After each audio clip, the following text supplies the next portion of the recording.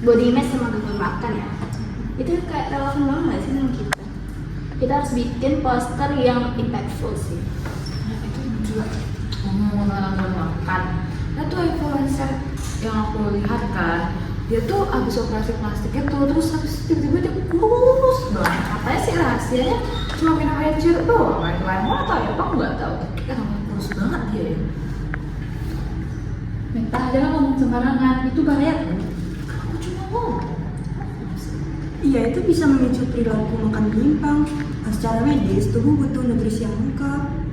Iya, tapi aku tahu dia pingin langsing kayak begitu. Nah, tapi aku tuh setuju dengan Kazim tuh, karena memang betul sih yang dibilang Kazim itu. Tapi ya udahlah, lanjut mistake aja lah. Tapi bentar ya guys, aku mau ke dulu.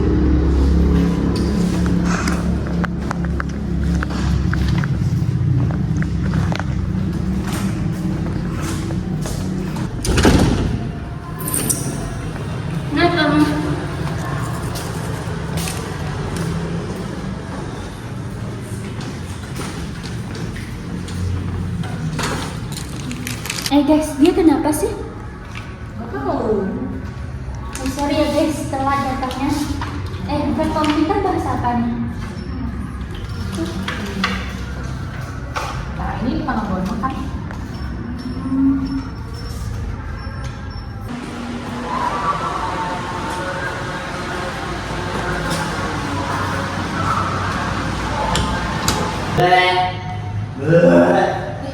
Kayak gimana gak sih? Nggak ada kecap.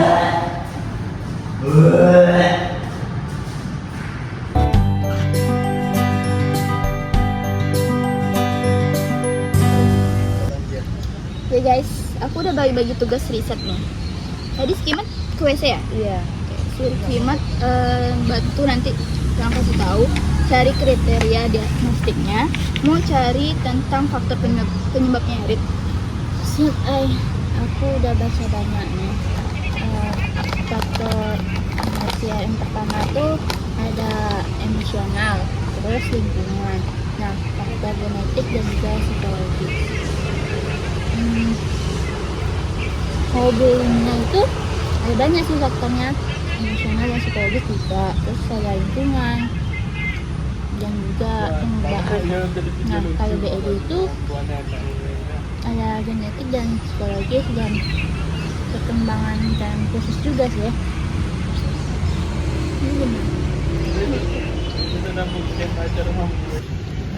Lihat nggak semalam? Ini bilang dia makanannya tuh masih udah dia makan.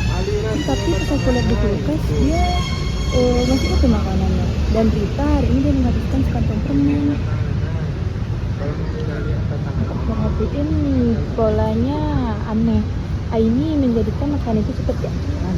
Sedangkan makanan itu dianggap seperti pelarian. Sedangkan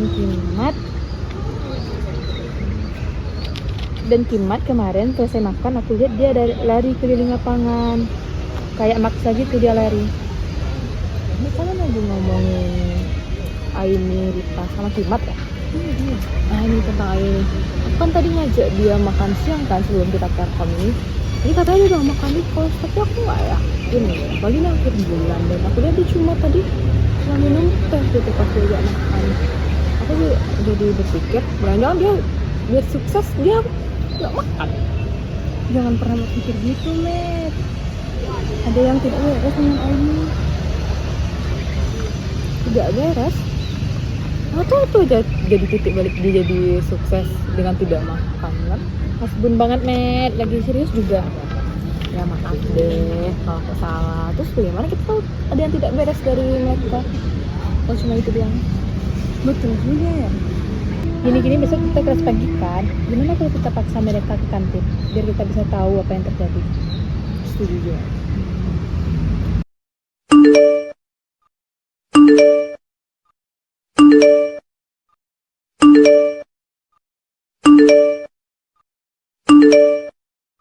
Alhamdulillah kelas sudah selesai, Jen. Capek nggak sih kalian? Kan kita udah bawa makan nih. Dulu aja kita duduk di situ sambil nyantai. Yes.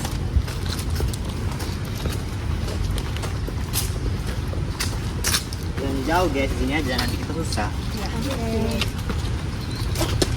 Aku makan di kos aja lah. Ini udah aku beliin. Kamu mau makan dulu deh, bentar. Kamu diet ya? Enggak, aku kontrol. Aku kalau kontrol makanan, aku bisa kontrol hidupku. Lihat nih, badan aku udah gemuk. Itu isi suara kepala kamu, Ai, bukan kenyataan. Ya udah deh.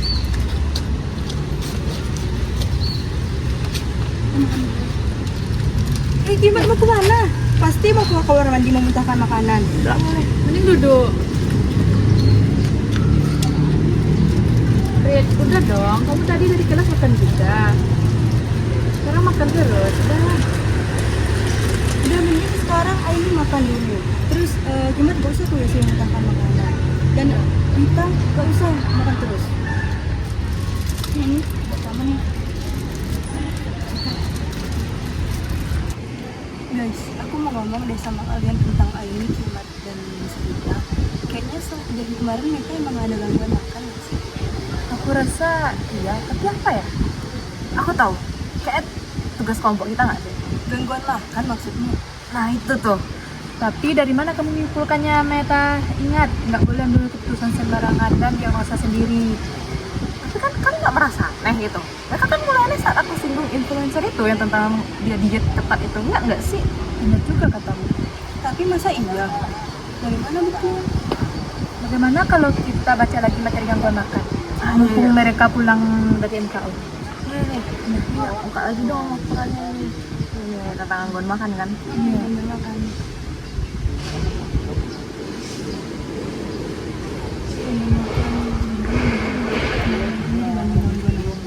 Ini kayak si Aini nggak sih? Yang mana nih? Gangguan makan ada tiga Oh nih. iya, gangguan makan tiga. Yang pertama ini loh yang gangguan anorexia yang juga termasuk dalam atau yang sering memiliki tingkat kematian tinggi juga ada gangguannya.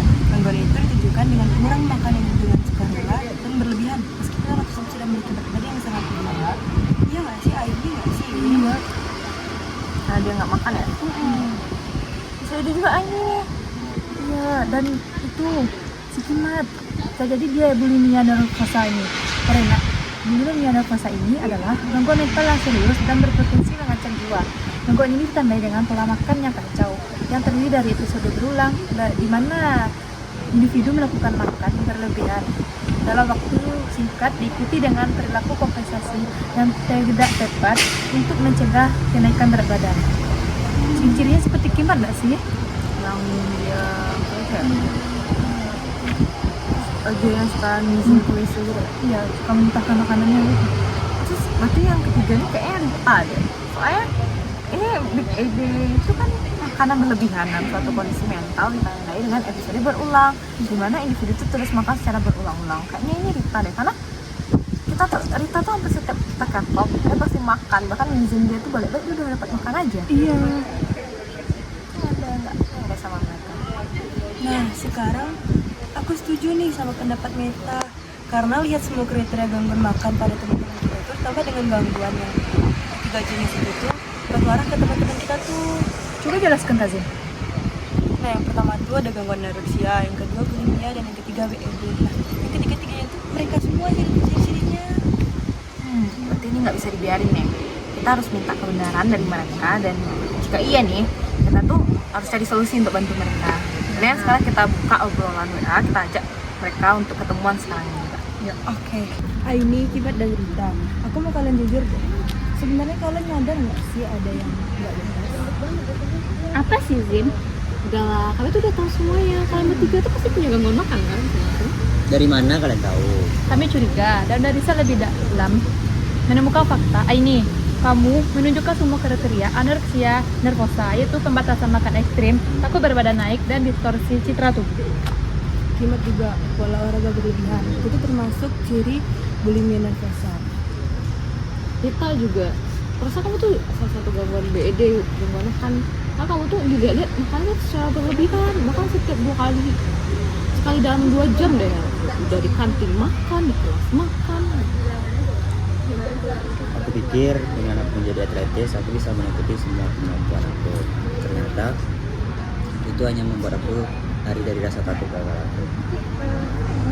Aku juga sih, kayak aku merasa semua yang aku dapetin nilai A, ujian itu kayak nggak ada berarti gitu loh sama aku. Bahkan kayak timbangan naik aja itu aku kayak udah di titik paling bawah gitu. Aku kayak berada di bayang-bayang kesempurnaan aku sendiri. Dan aku menggunakan makanan untuk mengisi kekosongan yang rasanya nggak enak. Aku minta maaf ya guys karena udah nyinggung dari kalian semua. Aku juga. Kami juga ingin minta maaf, ternyata kalian juga membutuhkan pertolongan. Dan sekarang kami di sini untuk membantu kalian. Langkah pertama, kita mengakui bahwa kita butuh bantuan profesional. Nah, dari drama tadi, dari kisah Aini, Kimat, dan Rita itu menjelaskan tentang gangguan apa sih sebenarnya gitu. Itu adalah gangguan makan, guys. Nah, betul. Nah, gangguan makan itu adalah sudah lama dianggap sebagai salah satu kondisi paling berbahaya dalam bidang psikopatologi dari DSM-5. Nah, gangguan makan itu juga dibagi 3 jenis. Apa aja sih 3 jenis sih, Kak? Nah, yang pertama ada anoreksia nervosa, yang kedua ada bulimia nervosa, dan yang ketiga ada BED. Nah, aku bantu jelasin deh. Yang pertama, anoreksia itu apa? Gangguan anoreksia. Nah, anoreksia nervosa itu adalah gangguan makan dalam kelompok mental yang sangat serius dan memiliki tingkat kematian paling tinggi dibandingkan gangguan yang lainnya. Gangguan ini ditunjukkan dengan pengurangan makan secara sukarela dan berlebihan, meskipun orang tersebut memiliki berat badan yang sangat rendah. Dan menurut DSM-5, anoreksia ini adalah kondisi yang rumit, tidak hanya berkaitan dengan perubahan kebiasaan makan, tetapi juga menyebabkan ketidaknormalan psikologis dalam memandang tubuh sendiri serta ketakutan yang tidak masuk akal terhadap kenaikan berat badan. Gangguan ini biasanya muncul nih saat remaja atau usia dewasa awal dengan jumlah kasus yang rata-rata lebih banyak dialami oleh perempuan daripada laki-laki. Dan yang membedakan anoreksia ini dengan diet biasanya itu adalah masalah psikologis yang dalam, di mana harga diri seseorang sangat bergantung pada bentuk dan berat badan tubuhnya. Nah, kalau yang kedua jenisnya apa, Kak? Bulimia nervosa. Nah, bulimia nervosa ini adalah gangguan mental yang serius dan berpotensi mengancam jiwa. Gangguan ini ditandai dengan pola makan yang kacau yang terdiri dari episode berulang di mana individu melakukan makan berlebihan dalam waktu singkat, diikuti dengan perilaku kompensasi yang tidak tepat untuk mencegah kenaikan berat badan. Ciri khas lainnya adalah evaluasi diri yang dipengaruhi oleh bentuk tubuh dan berat badan. Individu dengan bulimia nervosa biasanya berada dalam kisaran berat badan normal atau kelebihan berat badan. Berbeda dengan anoreksia nervosa. Selanjutnya ada apa, Matt? Nah, selanjutnya itu ada BED. Nah, yang terakhir ini apa sih, Kak, yang BED ini, Kak? Nah, BED ini adalah gangguan makan berlebihan, kondisi mental yang ditandai dengan episode berulang di mana individu mengkonsumsi makanan dalam jumlah yang sangat besar dalam waktu singkat, biasanya kurang dari 2 jam, disertai dengan perasaan tidak mampu mengendalikan diri untuk berhenti makan selama episode tersebut berlangsung. Berbeda dengan bulimia nervosa, gangguan ini tidak diikuti oleh perilaku kompensasi yang tidak sehat seperti memuntahkan makanan atau olahraga berlebihan. Gangguan ini menyebabkan tekanan yang signifikan dan dapat dialami oleh individu dengan berat badan normal, kelebihan berat badan, atau obesitas. Kategori ini digunakan untuk kondisi yang memiliki gejala khas gangguan makan dan menyebabkan tekanan atau gangguan fungsi yang signifikan. Nah, itu tuh tadi tuh definisi dari gangguan makan dan dari 3 penjelasan jenis gangguan makan. Selanjutnya tuh mungkin kita lanjut ke kuis selanjutnya. Nah, tadi itu penjelasan dari definisi gangguan makan dan 3 jenis gangguan makan. Nah, guys, sekarang kalian coba jawab kuis ini ya.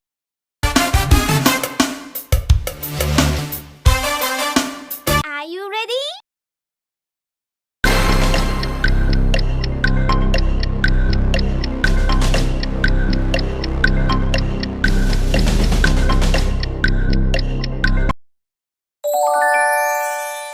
Nah, jadi teman-teman, tadi kan udah menjelaskan tentang definisi gangguan makan, terus 3 jenis dari gangguan makan itu kan udah dijelaskan oleh teman-teman kami nih. Selanjutnya di sini kami akan menjelaskan tentang kriteria diagnostiknya, yaitu gangguan makan dari anoreksia nervosa yang akan dijelaskan oleh teman saya. Nah, saya akan jelaskan kriteria anoreksia nervosa. Yang pertama itu ada pembatasan makan yang ekstrim. Jadi berat badannya menjadi sangat rendah, tidak sesuai usia, jenis kelamin, dan kondisi fisik. Nah, yang kedua itu ada ketakutan berlebihan terhadap kenaikan berat badan atau menjadi gemuk, sehingga terus-menerus menghindari peningkatan berat badan. Lalu, yang ketiga ada gangguan dalam cara memandang tubuh. seperti merasa tubuh gemuk padahal sudah sangat kurus, atau tidak menyadari bahwa berat badan itu sudah berbahaya. Nah, yang kedua itu ada dari kriteria diagnostik bulimia nervosa, yaitu yang pertama itu ada episode makan yang berlebihan atau binge eating yang berulang nih, yaitu yang ditandai dengan yang pertama yaitu mengkonsumsi makanan itu dalam jumlah yang besar dari biasanya. Jadi dia itu kayak banyak sekali mengkonsumsi makanan. Terus yang kedua adalah dia merasakan perasaan tidak dapat mengendalikan dirinya sendiri selama episode berlangsung. Misalnya itu seperti tidak bisa berhenti makan atau mengandalkan apa yang berapa banyak yang dia makan. Terus yang kedua adalah perilaku kompensasi yang tidak tepat dan berulang. Perilaku itu tuh dapat ditandai pertama itu kayak dia tuh memuntahkan makanannya itu dengan secara sengaja, teman-teman. Terus dia itu kayak menyalahgunakan obat pencahar atau diuretik, yaitu pelancar kencing atau obat-obatan yang lainnya nih. Terus dia juga berpuasa, melakukan olahraga juga iya secara yang berlebihan. Nah, yang ketiga itu ada frekuensi dan durasi. Siklus makan berlebihan dan perilaku kompensasi ini terjadi rata-rata minimal sekali seminggu nih dalam 3 bulan. Nah, yang keempat itu mereka evaluasi diri yang terganggu harga dirinya, citra dirinya, dan evaluasi diri individu secara tidak proporsional. Terus yang kelima adalah gangguan tidak terjadi secara eksklusif selama anoreksia dan nervosa. Gangguan ini tidak hanya muncul nih selama episode anoreksia nervosa. Terus selanjutnya kita akan menjelaskan kriteria yang ketiga, yaitu adalah BED. Jadi kriteria BED ini yang pertama adalah yaitu episode makan berlebihan ini didekatkan dengan setidaknya 3 nih atau lebih dari ciri-ciri berikut. Yang pertama itu ada makan dengan kecepatan yang jauh lebih cepat dari biasanya. Yang kedua itu makan terus hingga merasa sangat tidak nyaman karena kekenyangan nih.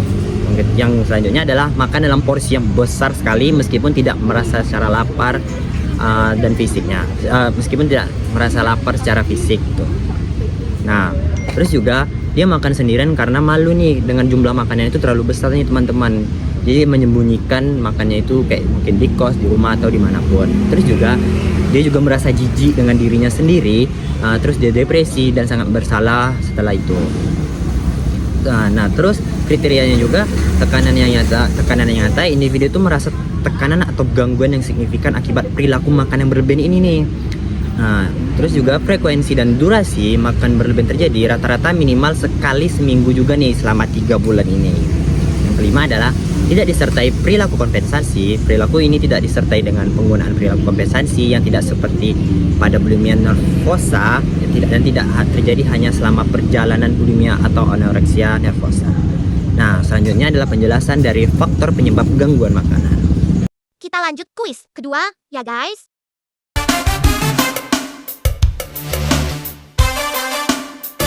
Are you ready?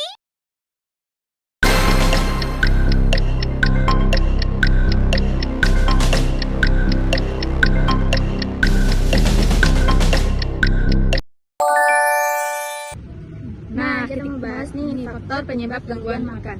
Yang pertama, anoreksia nervosa. Ada 3 faktor utama penyebab gangguan makan terhadap anoreksia nervosa. Yang pertama itu emosional. Individu yang mengalami gangguan kecemasan atau menunjukkan sifat obsesif di masa kanak-kanak memiliki risiko lebih tinggi terkena anoreksia nervosa. Yang kedua itu lingkungan.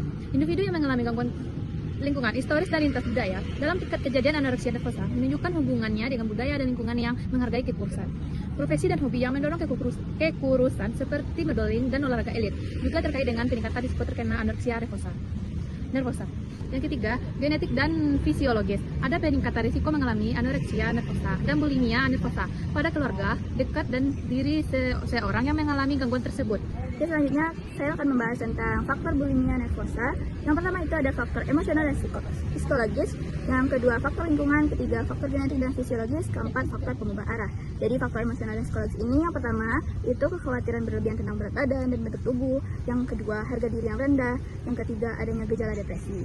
Kalau faktor lingkungannya ada internalisasi gejala tubuh yang kurus dari lingkungan sosial dan media. Yang kedua pengalaman traumatis seperti pelecehan seksual atau fisik di masa kecil. Yang ketiga ada faktor genetik dan fisiologis. Yang pertama, riwayat keluarga menunjukkan bahwa bulimia nervosa dapat diturunkan. Yang kedua, obesitas pada masa anak-anak dan pubertas ini juga meningkatkan risiko. Yang keempat ada faktor pengubah arah. Yang pembara ini tingkat keparahannya komorbiditas dapat memperburuk hasil jangka panjang dan gangguan. Yang ketiga ada faktor dari BED. Yang pertama, Genetik dan fisiologisnya. Gangguan makan berlebihan atau BED nampaknya bersifat menurun dalam keluarga. Pola penurunan ini menunjukkan adanya pengaruh genetik yang signifikan dalam perkembangan gangguan ini. Individu dengan riwayat BED dalam keluarga memiliki kerentanan yang lebih tinggi untuk mengalaminya juga. Kedua, ada perkembangan dan kursus. Pada masa awal, pola makan berlebihan dan makan tanpa dikendali dapat mulai terjadi pada masa kanak-kanak. Perilaku ini dikaitkan dengan peningkatan lemak tubuh, penambahan berat badan, dan gejala psikologis. Yaitu pada masa remaja dan dewasa muda. BED umum ditemukan pada sampel remaja dan usia kuliah. Makan tanpa kendali dan dapat menjadi fase prodromal atau tanda awal bagi perkembangan gangguan makan yang lebih jelas pada sebagian individu. Itu ada awal mulanya gangguan BED ini biasanya mulai muncul pada masa remaja atau dewasa muda, meskipun dapat juga dimulai pada usia dewasa yang lebih lanjut. Itu yang ketiga ada faktor budaya. Gangguan makan berlebihan dilaporkan terjadi dengan frekuensi yang kurang lebih sama di sebagian besar negara industri, seperti Amerika Serikat, Kanada, banyak negara Eropa. Prevalensinya tampak serupa di antara berbagai kelompok ras dan etnis, termasuk orang kulit putih non-Latin, Latin Asia, dan Afrika Amerika. dan segitulah dari faktor-faktor Penyebab gangguan makan. End of flashback. Biar kurus banget. Tuh apa sih itu kurus gitu? Putri. Seperti Australia dan Selandia Baru. Di Amerika Serikat,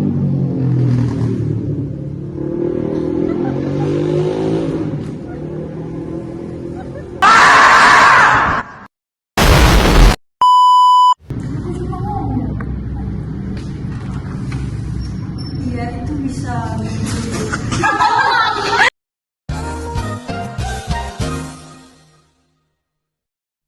Was there